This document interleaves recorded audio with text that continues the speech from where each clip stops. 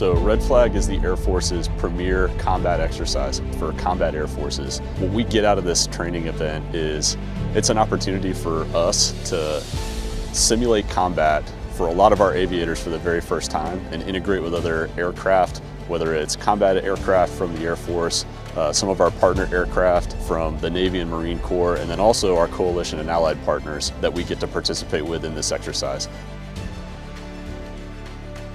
So an exercise like Red Flag is important because it helps us get ready for a wartime effort. It helps our airmen stay sharp, our operators stay sharp. We learn a lot about each other and how to work together to be the most efficient war machine in the fleet.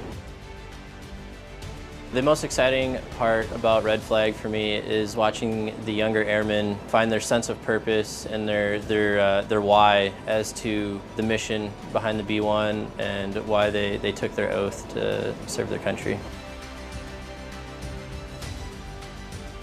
When we're doing training, we're always working with integrating other people and kind of, we call it like role playing a little bit, right? So now it's interesting to be here and see how actually we integrate with F-16s, F-35s, especially the Israelis. So I think for me, it's been a lot of training for the past, 9 months or so about how we integrate with people, but now it's cool to actually be able to watch it and see, how much more complicated it is once you actually get those players in the room with you versus just sitting in a mission planning room at home saying, okay, here's what these people are going to do. So it's nice to see that kind of actual product versus just pretending that everything worked out perfectly. For our aviators that are out here executing, about half of them, this is their first Red Flag experience.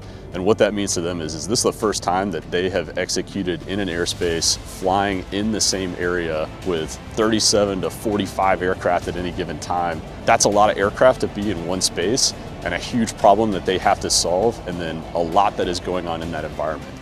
It's a great opportunity for us to learn about other airframes. So again, for those folks that have never flown with other aircraft such as F-16s, F-35s, C-130s, and the HH-60s that are behind us as well, they get to talk to the aviators that actually employ those weapon systems, figure out what they're good at, and then also advocate for what the B-1 is good at and what we bring to the fight.